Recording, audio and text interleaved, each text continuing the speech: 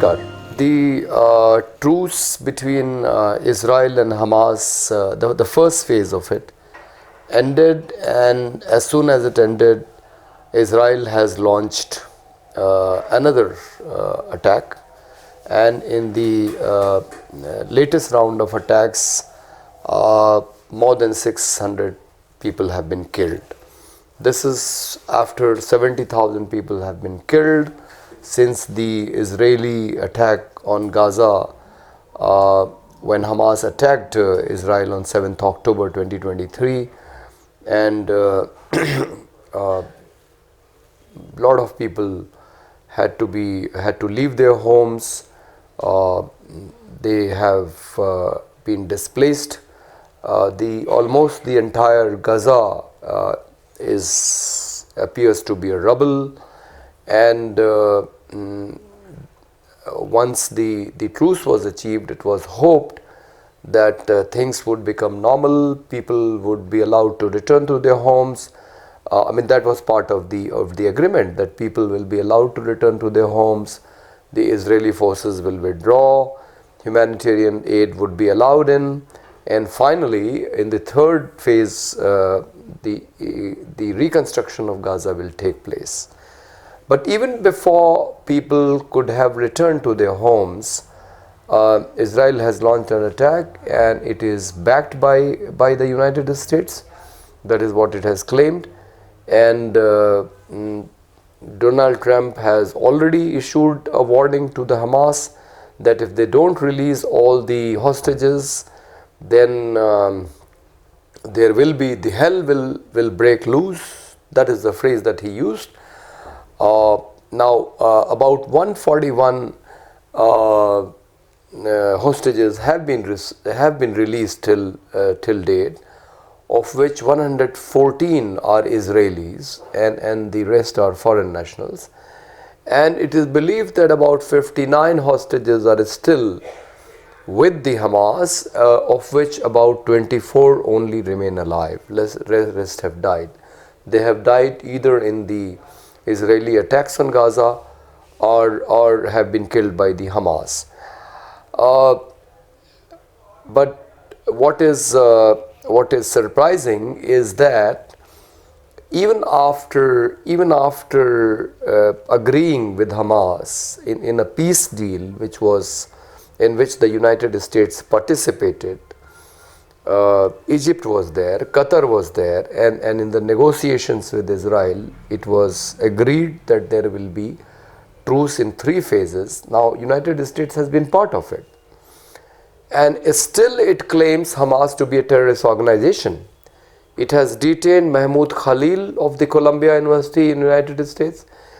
It has forced Rajni Srinivasan to self-deport, another Columbia University PhD student, and it has detained Badr Khan Suri from the Georgetown University, who has a PhD from Jamia Millia and was a postdoctoral student at Georgetown, doing research as well as teaching there. Now, Badr Khan Suri is married to a Palestinian whose father used to work for Hamas. Doesn't work now, but used to work, and as an official, and it is being claimed that Badr Khan Suri has links with Hamas. Now, Badr Khan Suri is an ordinary student, an activist who I had the opportunity of going with to Gaza in 2011. He and I both were part of this delegation of 60-70 people of different nationalities who went to Gaza to express our solidarity.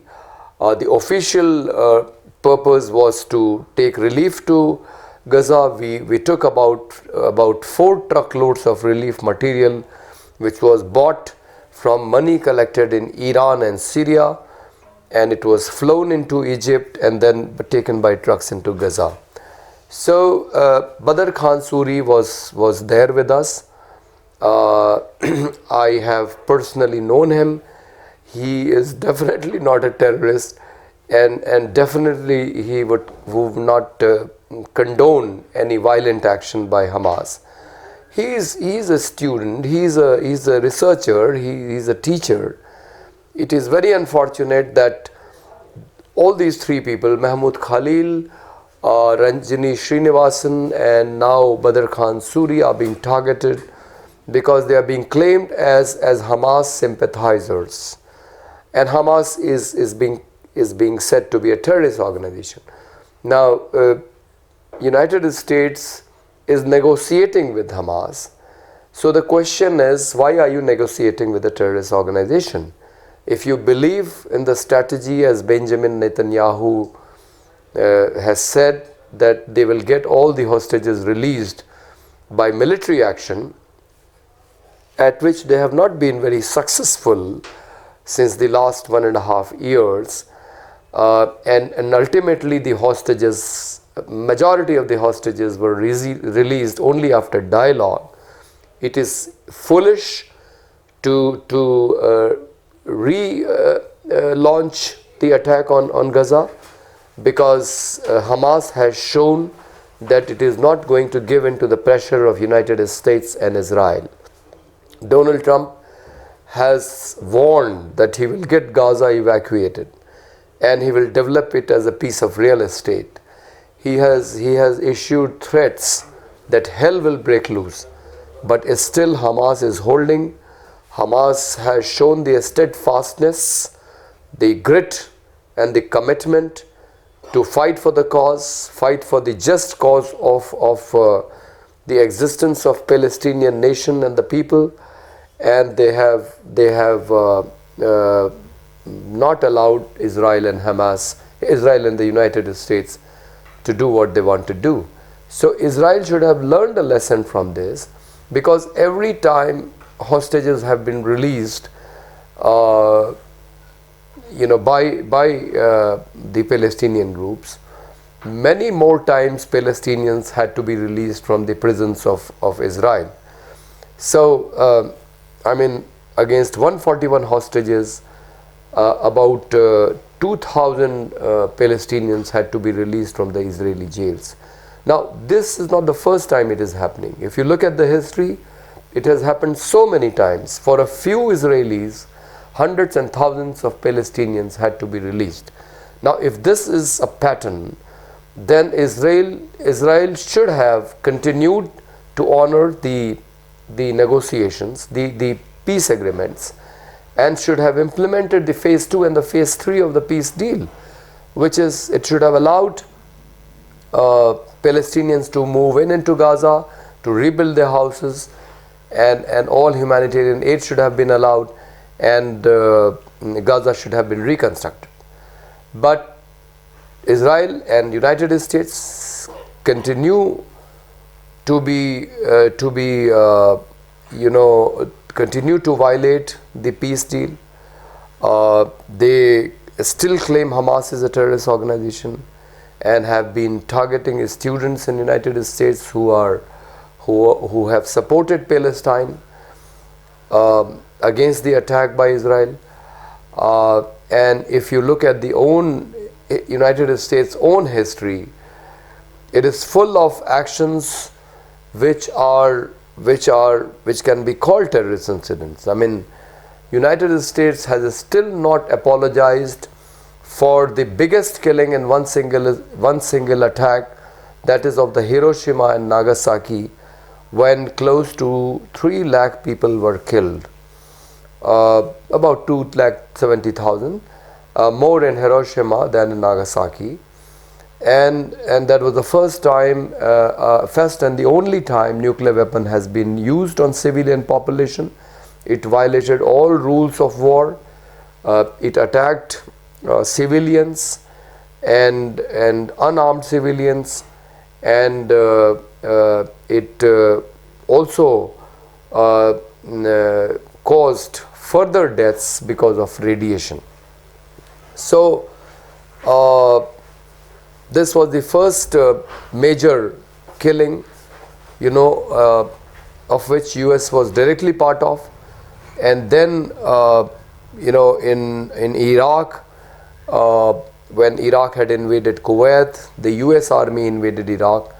and they let 50 lakh children die of starvation. The children needed medicines, they needed food, but there were economic sanctions on Iraq. They could not survive, and 50 lakh of them died. 1.5 crore Iraqi citizens had to pay with their lives just because of the US military action in Iraq.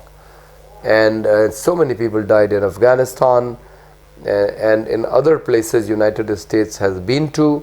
It has caused devastation all over the world, wherever it has gone, but it has never been held accountable.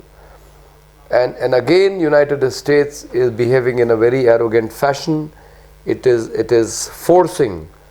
Donald Trump came to power because everybody had thought that he would bring peace. He did bring peace, but it was temporary. Now the Israeli aggression on Gaza has started again, and even Trump is directly threatening Palestine. And in the Russia-Ukraine war, there has been some reprieve, but again, United States is almost forcing Ukraine to accept the conditions under which peace has to be achieved. So this kind of behavior, where United States is imposing solution on warring nations, and especially taking the side of the stronger party in Israel Palestine, it is taking the side of Israel, which it has always done. But in the Russia-Ukraine war, initially it was supporting Ukraine, but now it is supporting Russia.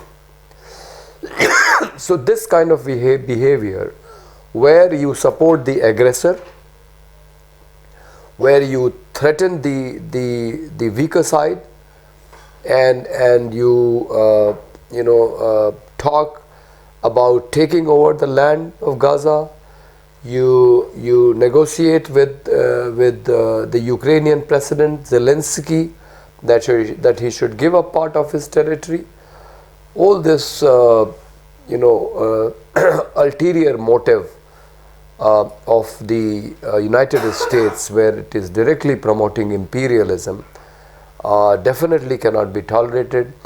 And if you look at the history of United States, the incidents in which it has been involved, the number of people it has killed directly in attacks like Hiroshima, Nagasaki, or indirectly by starving children in Iraq,